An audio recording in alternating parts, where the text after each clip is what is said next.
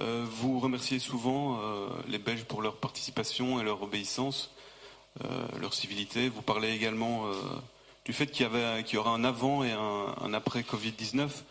Alors je me demande vraiment s'il y aura un après Covid-19, et je vais peut-être être un peu dérangeant, là je vais vous parler du fait que M. Philippe de Backer a travaillé de 2009 à 2011 chez Vesalius Biocapital, et vous le choisissez comme responsable de la task force en charge de la recherche de matériaux indispensables pour lutter contre le coronavirus. Alors Vesalius, c'est un fonds d'investissement spécialisé dans les soins de santé au Luxembourg. Première chose, il faut savoir aussi que dans son cabinet média, comme ministre des médias, il y avait Luc Winmolders, qui travaille pour KPN et qui participe notamment à nous imposer la 5G, dont je ne vois pas beaucoup de principes de précaution dans votre gouvernement.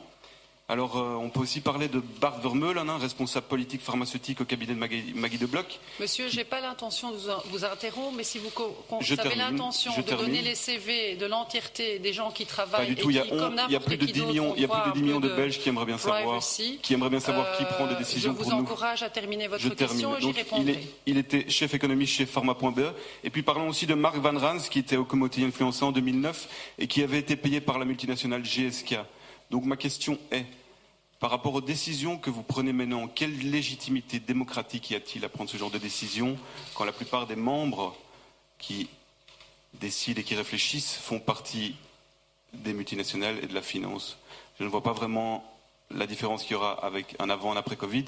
Peut-être qu'il y aura plus de 5G, peut-être aussi qu'on sera beaucoup plus surveillé et que ça rapportera énormément aux multinationales. Voilà, je crois que 10 millions de Belges aimeraient bien avoir une réponse à cette question, et que la question aussi à se poser, c'est pas comment vos services de presse ont réussi à faire entrer un journaliste qui pose des vraies questions, mais pourquoi ces questions ne sont pas débattues démocratiquement. Merci. Peut-être une réponse introductive. Vous venez d'introduire dans cette salle de presse la question biaisée politiquement, ce qui en général n'est pas l'habitude des journalistes. Soit. Je rappellerai quand même que les gens sont libres de travailler, les gens sont libres de changer de carrière, les gens sont libres de décider de s'engager pour le bien commun, peu importe ce qu'ils ont fait avant, et je peux vous garantir que ce n'est pas la société pour laquelle vous travaillez qui définit l'homme ou la femme que vous êtes.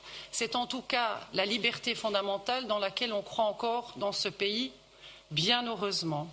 Je rappellerai dès lors, pour sortir de la polémique, le processus décisionnel dans lequel nous sommes inscrits, à savoir des groupes d'experts qui, de par leur connaissance, de par leur expérience, de par leur volonté aussi de se consacrer en dehors de leurs heures de travail, sans compensation, de nouveau pour le bien commun.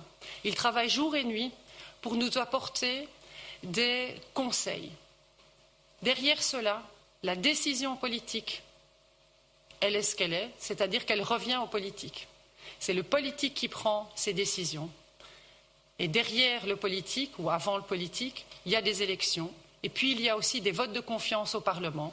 Il y a aussi la volonté, en ce qui concerne ce gouvernement fédéral, d'élargir l'adhésion, puisque, alors qu'il n'est pas obligé de le faire, il prend ses décisions d'un commun accord avec les entités fédérées, s'agissant de questions fondamentales pour la santé, et j'irai même au-delà, la vie de nos concitoyens.